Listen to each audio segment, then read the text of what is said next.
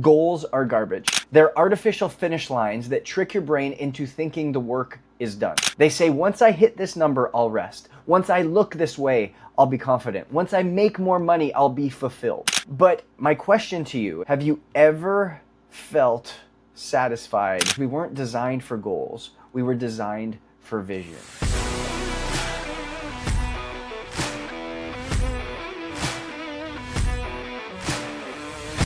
Hey everybody, welcome back to the Own It Show. I'm your host, Justin Roethlingshoefer, and I'm super excited for where we're going today. Today is a conversation that, to be honest with you, came from a lot of the questions that I've been getting from our clientele on my Wednesday laser calls. So if you're one of our Own It clients and you're in our ecosystem, we have these laser calls weekly with me where really people submit questions, they go over things that they've been struggling with, and I dive in and we really break through on these calls. And a lot of this has been about goals, about discipline, about just motivation and overcoming some of these things. And I'm super excited for where we're going today. But if this is your first time at the Own It Show, first off, I just want to thank you for spending time here, for taking precious moments out of your day to really just tune in here, whether you're cleaning the house, whether you're working out, whether you're driving, or whether you're on an airplane and this is how you pass time. I'm super excited because at the Own It Show, this is where we talk about high performance, wholeness, healing, and really educate, equip, and empower you to take ownership of your health. What does it look like to heal from the inside out, change from the inside out?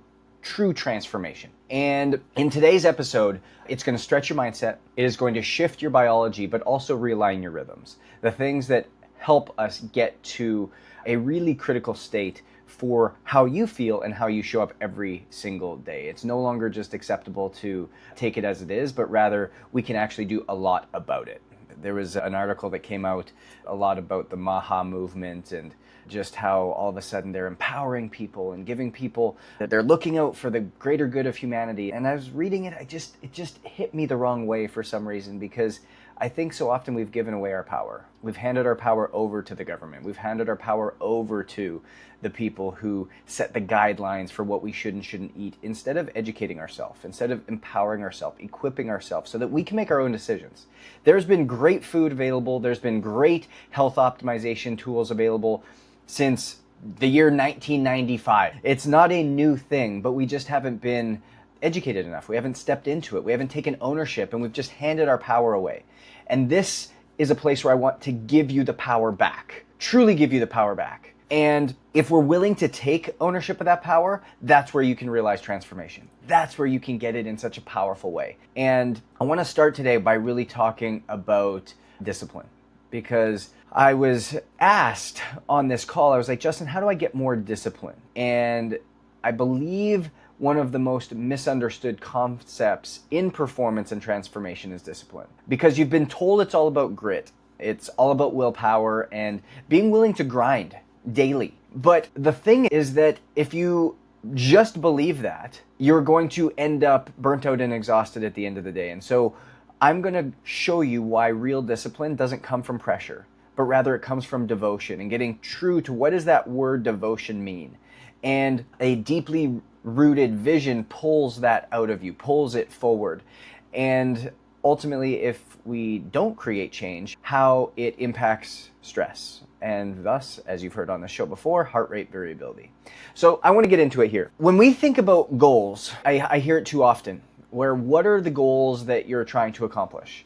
And we've been sold the lie that successful lives are on the other side of goals. When we were in masterminds, they were like, what are your goals for the quarter, for the year, for the things you want to accomplish? What's a life goal that you have? But here's the thing, and this is going to be controversial, but goals are garbage. Goals are garbage.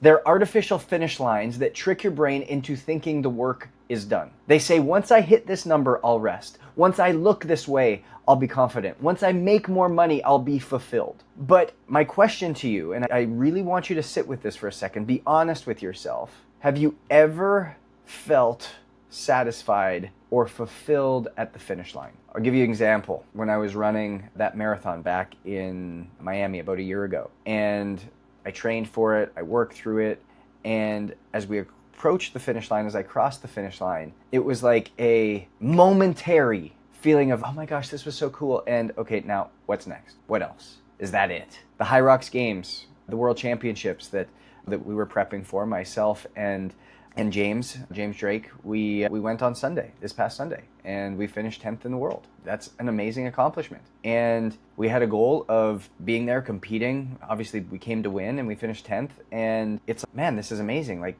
how blessed are we that we were able to do this?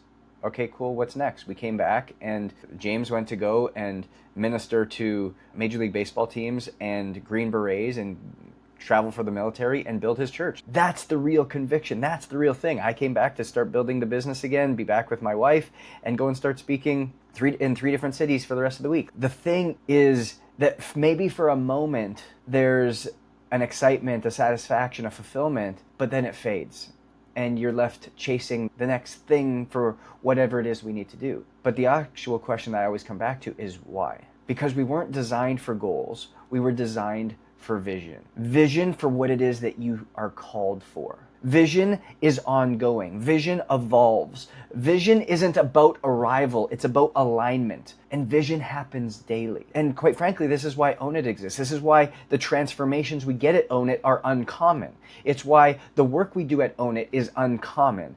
Because we don't just help you anchor your habits or your training or your nourishment. We don't just set up rhythms and systems in your life, because those are arbitrary. You can take something and add it, or you can take something and leave it out. But rather, what we need to be clear on is God-given vision for who you're becoming. So as you get anchored on that, as you get aligned to that, those habits, those behaviors, those rhythms that we've set in place are something now that we're called to and pulled to, not something that we're being forced into. And that's a massive difference in thought process and a massive transformation in thinking that creates the transformation physically, mentally, spiritually, and emotionally. Because you see here, discipline isn't what you think. Most people think discipline is about white-knuckling their way through choices. But at the end of the day, discipline needs to be sustainable. And there's this coach I love, Ben Newman. And Ben Newman was talking to, he's got this thing. This is the one thing that I maybe don't agree with him on wholly. I love this guy. Look him up on social media, Ben Newman. He's got, if you get in front of him, the guy's like a ball of energy. He's outstanding. And again, another believer, another man of faith. Awesome dude. But the one thing that I think I'd love to talk with him about this is, he goes, discipline is everything. Discipline is what wins. But I truly believe that discipline becomes natural when it's driven by something deeper. And for me, that word is not about how do I get more discipline, but how do I actually become more devoted? What does the devotion look like? Because the definition of devotion is something you're extremely loyal to, something that you are creating and bringing to existence. And so when you have dedication to a vision, dedication to a calling, dedication to a process, not a finish line, it's by conviction and not shame that you're now moving. You don't grind to become someone, you live from a state of who you are already becoming. And so, again, the example that I'll give is, for me, people are like, Justin, you're the most disciplined person. You're the most disciplined person in the world. You get up and you train every single day, and you have this system for when you're traveling so that you can travel 125 days a year and still be able to finish 10th in the world in the HYROX Games and still be able to be in great shape and still be able to serve all these people. You are the most disciplined person in the world. And I always respond with, thank you, but I'm not. What I am is I'm devoted to my calling. I'm devoted, and I have this burn that just is so heavy inside of me. And that burn is to redeem the health of the world and to inspire every single person that I have the opportunity to live differently, to take ownership of their health so that they can step into the calling that they have. And by waking up every single day with that burning devotion and being so on that, being so loyal to that, being so driven by that, it creates dedication. And as a consequence, it creates discipline. When I wake up in the morning, I don't always want to get up and go work out, but I'll tell you what, because I'm driven and because I'm devoted to inspiring people, I have men show up at my home to come and work out with me. So that again pulls me along. I don't always feel like going into the sauna and into the cold plunge and into the hyperbaric oxygen chamber and packing my lunch when I go on the road and making sure that I've got all my empty water bottle and bringing my red light with me. I don't always feel like that, but I know what that will do for me from a capacity standpoint to carry out the calling that's on my life. That's why it happens. Not because I'm the most disciplined person, but rather I'm one of the most devoted and on what that is for me. Because for you, what you've probably noticed is you start skipping workouts because you forget why you're doing this. It's, I'm doing this for six-pack abs. Cool, that was awesome for the first 2, 3, 4 weeks when you saw that goal that you wanted, but when it became difficult or inconvenient, it became not all that important because you were never devoted to the process. You were never devoted to the outcome. You were never devoted to the thing because it really didn't move you all that much. But all of a sudden, when you start changing that thought process, you stop skipping workouts, not because you're afraid to fail, but because you're honoring the temple in which you're carrying forth the calling in which is on your life. You eat clean not to punish your body and deprive yourself, but rather to fuel your calling because you're so devoted to it. And you know that when you're fueled well, you're going to be able to not only inspire others, but ultimately show up the best to serve them in the way in which you were called. You rest not because you earned it or because you're exhausted and fall into it, but because you're wired to do it. And you know that when you rest, you can pour out at a greater level. And so devotion creates discipline, not the other way around. I know we're asking, and it's almost a little change in terms of definition. Devotion creates discipline. And I think we are after what we think is discipline, but actually it's never been maybe explained to us that it is devotion. It is something different, and we've been chasing the wrong thing. Because that discipline, once we get that starting to go, that's what regulates the nervous system. When we chase discipline, it actually keeps us in a state of fight or flight. It starts to put us in a state of chronic stress, which is why people who are constantly trying to strive for discipline and be disciplined often can't lose the weight, often can't sleep at night, often feel anxious and foggy brained all the time, is because they're in a chronic stress state. But when you're devoted to something, you have peace, you have calmness, you have a connection that creates this change that allows you to have this great rhythm between your parasympathetic and sympathetic nervous system. You start to see HRV rise. You start to see the impact in a powerful way. You start to see yourself grow. It stabilizes your biology. It brings peace into your cells that can be felt through your whole body. Because we know that your nervous system is the governor of everything. It's the language that tells us how our body's handling stress and strain.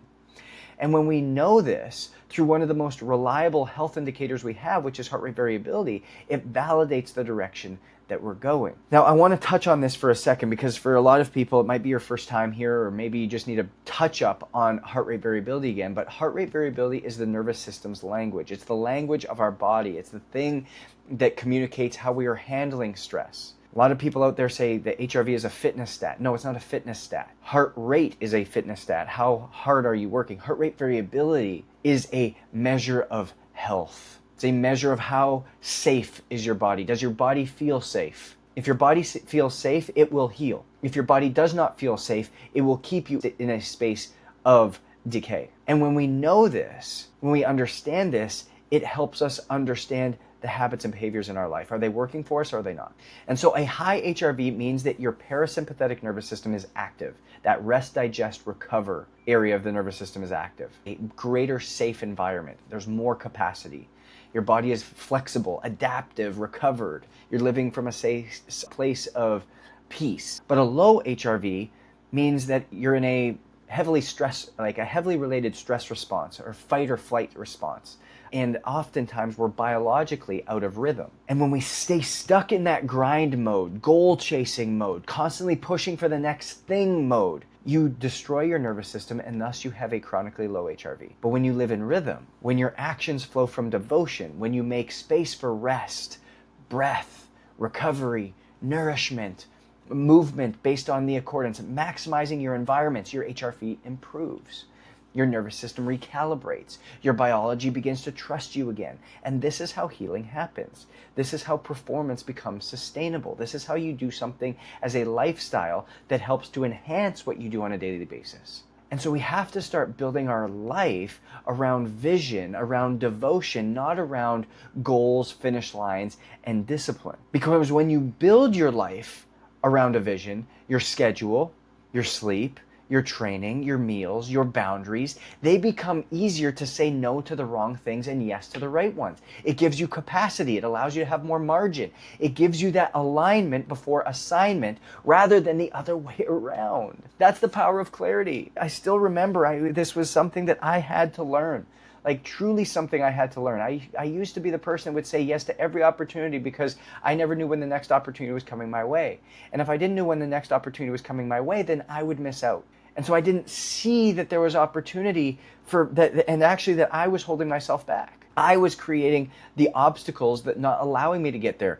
And what did it end up doing in my life? It led me to depression. It led me to those precancerous polyps in my colon and that precancerous ulcer in my stomach that ultimately the doctor said I wouldn't see 35 until all of a sudden there was a wake-up call for Justin, and this is now reality. This is what I get to do for other people. And the life I live is so different than what I thought it was going to be 5 years ago. But my gosh, what a blessing. My gosh, how amazing. Living in Miami with the love of my life and my best friend, being able to serve thousands of people, speaking on hundreds of stages every single year. My gosh, how cool is this? But it came from not building around a goal and finish lines, but rather understanding what I was devoted to and then being able to be convicted on setting the right things in my life that allow that to come to fruition. Give me the capacity to be able to do that. Because that's the power of clarity.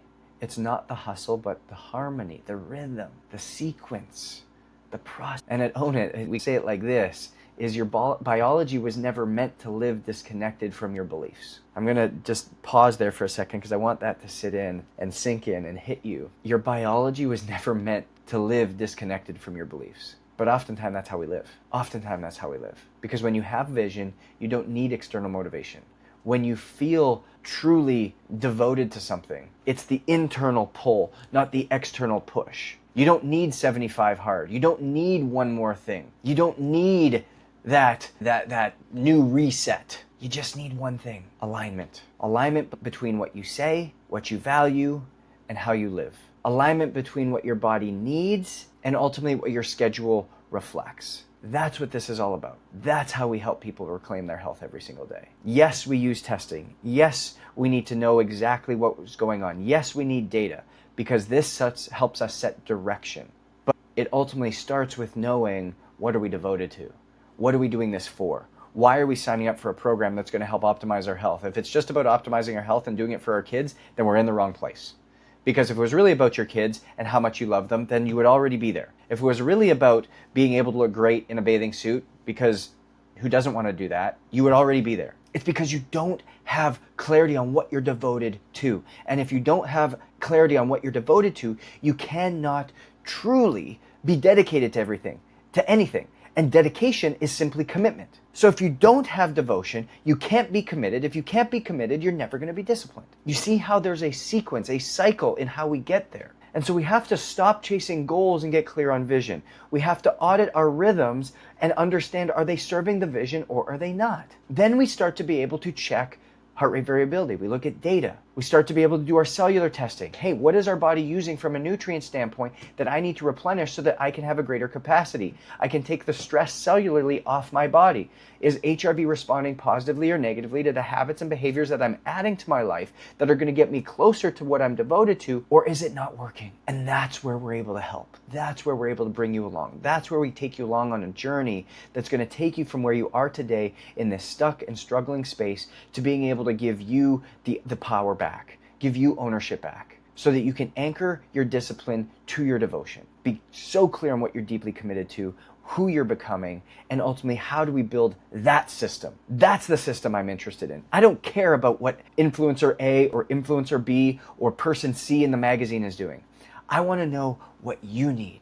I want to know your story. I want to know who you're becoming. I want to know what you're committed to. I want to know what you're devoted to, because that's what we start to build this around. And that's when you start to win. And that's the only time that you start to become transformed. Because I need you to remember, you were not created to live in survival. You were created to live in rhythm, in alignment, and in ownership. If this hits home with you today, the only thing I ask is that you share it with people. That you share it with someone you care about, you share it with somebody you love, you share it with somebody who needs to hear this message today, because I think it spoke to you. You might want to listen to it back 3, 4, 5 times, but I would love you to share it with somebody, because that's how we continue to grow this message. That's how we continue to help people heal. That's how we continue to equip, empower, and educate people to take ownership of their health. And ultimately, at the end of the day, that's how we change the world. So until next time, we know success is different. So own your different. I'll see you guys next week.